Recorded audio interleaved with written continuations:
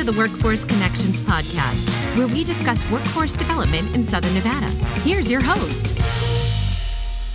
Hi, and welcome to the WC podcast. Today, we have a very special guest. She is a member of the Workforce Connections Board, but also my dear friend. With us, we have the president and CEO of the Vegas Chamber, Mary Beth Seawald. Mary Beth, thank you and welcome. Thank you, Jaime. It's a thrill to be here. So we do a lot of good work together. I think part of it is because hashtag we like each other. We like each other, right? Yeah. And so I'm so glad that you're here. I want to start by asking you, what does it mean for you to represent the business community, your membership, and all other businesses as the voice of business on the local Workforce Development Board, Workforce Connections? Well, Jaime, it is my honor actually to have such an important role, and the voice of business needs to be heard. And the reason for that is because they have a lot of needs, and a lot of times, you know, in other communities or business communities, they'll go into a situation where they say, okay, we know what the business community needs, and then they'll put together this framework and structure of resources that may or may not be very relevant. So it's so important that individuals at, for example, Workforce Connections or other business entities are able to actually hear, you know, from the horse's mouth exactly what the business community needs. And we cover the entire state of Nevada, regardless of what chamber you're a member of. You don't have to be a member of the Vegas Chamber. We're here to help the entire state. I couldn't agree more, Mary Beth. And I think, as you said, businesses have talent needs. And, you know, the chamber is going to play a huge role, not just they're already playing a huge role, but moving forward as well. Those solutions that we tried to devise need to happen not just in the community college and the institutions of higher learning or the post-secondary training providers, but also in the K through 12 system. And so please share with us what the Vegas Chamber is doing to make sure that to convene the businesses and then communicate clearly the needs of those businesses to the public workforce development system. Well, Jaime, you used the perfect word. The Vegas Chamber has become the master conveners, actually, of a lot of organizations across the entire state because, as we said, it's so important that not only in order to identify the needs of businesses and the resources that they need and the upskilling and the reskilling that is necessary for some of our unemployed workers, it's just so important that we not only start at the college level, but K through 12 as well, and start to educate children, educate the educators on what's really needed in the workforce community across the state. Yeah, and we're fortunate because here on the Workforce Board, as you know, our other of our friends, Jesus Jara, Dr. Jara, the superintendent of the Clark County School District, Federico, President Zaragoza from College of Southern Nevada. We are fortunate because we have all come together at a time, and there is a will to do that work that there's never been before. And I'm so happy that business is leading the way. Another thing that's unique about the Vegas Chamber is that now it hosts the very first of its kind, if you will, across the nation, a one-stop center for employers inside the Vegas Chamber. We call it the Employee NV Business Hub, where there's all kinds of resources for businesses. Tell me what that's meant for your members. And again, I'm grateful that you don't limit that access to just your members. So what does it mean for any business to have that built into the Vegas Chamber? Well, it's one of the most important resources that an employer could have. And it's been so gratifying to be able to work with you and the other board members at Workforce Connections to be the first in the nation as a chamber to house an Employee NV Business Hub, and we're able to connect our employers directly to the resources they need, and in some cases they're resources they didn't even know they needed. So we're educating them on so many things that are now, for the first time ever, at their fingertips. And I think it's great, Mary Beth, that a member of yours could go into the Vegas Chamber, and the Chamber does such a great job at advocating for them in Carson City and in Washington, D.C. for all of their policy needs.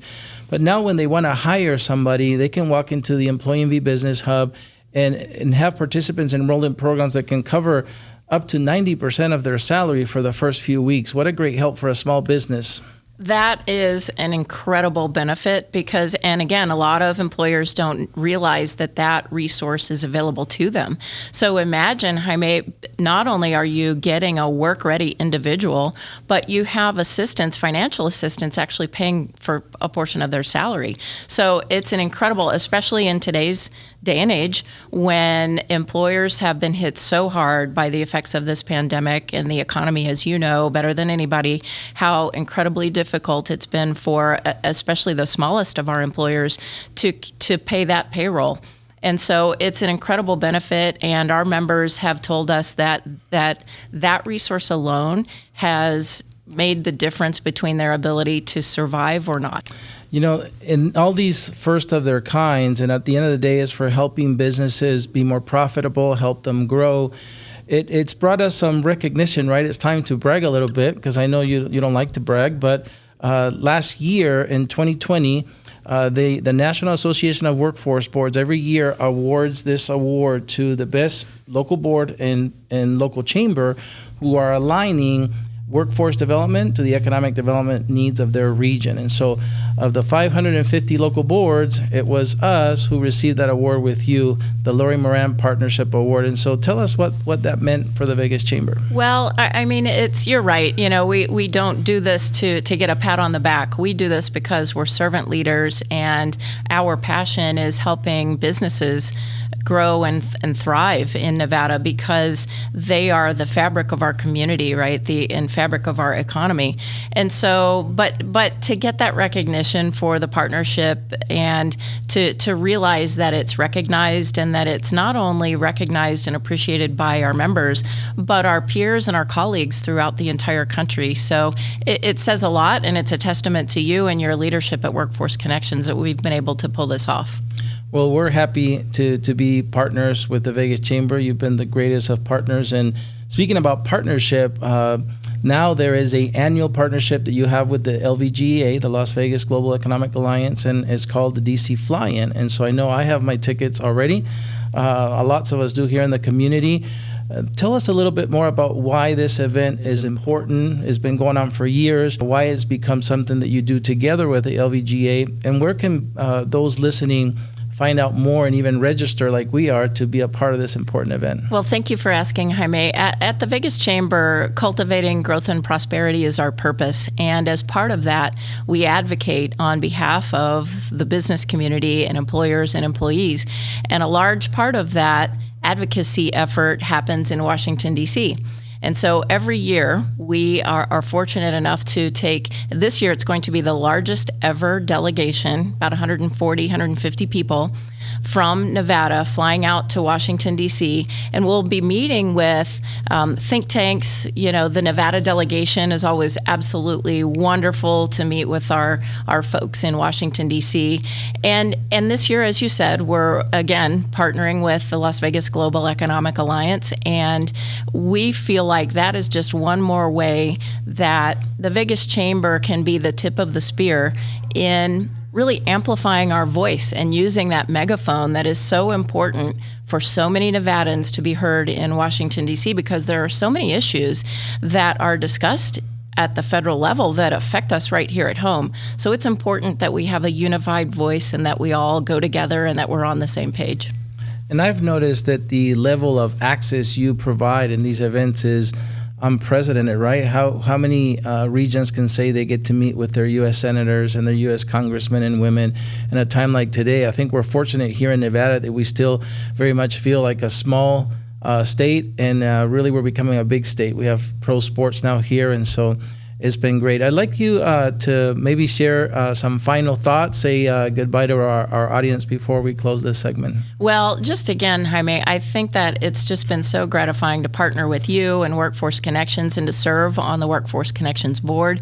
We've been able, the two of us have also partnered together in other programs like the Blueprint 2.0 with the LVGEA. And so I think it really is, it goes back to what you started the podcast with, we like each other. And that it makes it so much more fun to be able to have these partnerships and to really move the needle on behalf of our businesses. That's right. And we are about to, in the next couple of weeks, you and I are going to sit down with our partners at the LVGA to update the blueprint. It will become Workforce Blueprint 3.0 based on the most recent comprehensive economic development strategy that they approved a couple of weeks ago. So, Mary Beth, we can't thank you enough for being here with us this morning for the podcast. Thank you. And like you said, let's keep doing great work because Hashtag we like each other. So that's it for today, this episode. Join us again in the next one. And until then, stay safe.